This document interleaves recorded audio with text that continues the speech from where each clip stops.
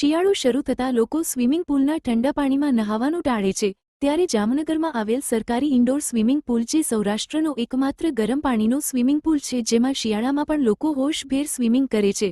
ગુજરાત સરકારના રમત ગમત અને સાંસ્કૃતિક વિભાગના સ્પોર્ટ્સ ઓથોરિટી ઓફ ગુજરાત સંચાલિત ઇન્ડોર સ્વિમિંગ જામનગરમાં આવેલો છે, જે સૌરાષ્ટ્રનો એકમાત્ર ગરમ પાણીનો સ્વિમિંગ પૂલ છે, જેમાં શિયાળાની કડકડતી ઠંડીમાં પણ શહેરીજનો હોશભેર સ્વિમિંગ કરી રહ્યા છે. નજીવાદરે ચાલી રહેલા આ સ્વિમિંગ પૂલમાં હાલ અલગ અલગ સમયમાં 250મી વધુ શહેરીજનો ભાગ લઈ રહ્યા છે.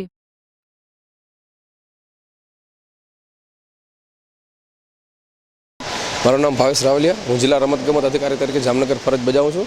ગુજરાત સરકારના રમતગમત યુવા અને સાંસ્કૃતિક પ્રવૃત્તિ વિભાગ અંતર્ગતના સ્પોર્ટ્સ ઓથોરિટી ઓફ ગુજરાત દ્વારા જામનગર ખાતે ઇન્ડોર સ્વિમિંગ પૂલ બનાવવામાં આવેલ છે. જે સ્વિમિંગ પૂલ 2022માં શરૂ થયેલ. આ સ્વિમિંગ પૂલની ખાસિયત એ છે કે સૌરાષ્ટ્રનો એકમાત્ર ગરમ પાણીનો સ્વિમિંગ પૂલ છે. શિયાળાની અંદર એક્સરસાઇઝ કસરત કરવી ખૂબ સારી વાત છે, પણ લોકો છે એ સ્વિમિંગ જેવી સારી એક્સરસાઇઝથી દૂર રહેતા હોય છે, કેમ કે પાણી સવારમાં ઠંડુ હોય છે અથવા પાણી છે એના લીધે શારીરિક રીતે ખૂબ જ ઠંડા અનુભવતા હોય છે. અને એ બાબતને ધ્યાને રાખીને સરકારશ્રી દ્વારા જામનગરને ખૂબ જ સરસ ભેટ આપવામાં આવેલ છે. જે સ્વિમિંગ પૂલનું સૌથી સારી વાત એ છે કે ગરમ પાણીનો સ્વિમિંગ પૂલ છે. આ સ્વિમિંગ પૂલની અંદર હાલમાં 250થી પણ વધારે લોકો સ્વિમિંગ કરે છે. અમારો સવારે 6થી લઈને 11 સુધીની અને સાંજે 3થી લઈને 8 સુધીની અલગ અલગ બેન્ચો ચાલે છે, જેમાં 2 બેન્ચો સ્પેશિયલ સ્પોર્ટ્સમેનો માટે બોયઝ અને ગર્લ્સની અલગ અલગ છે. 500 રૂપિયા જેવી અમારી મંથલી ફી છે.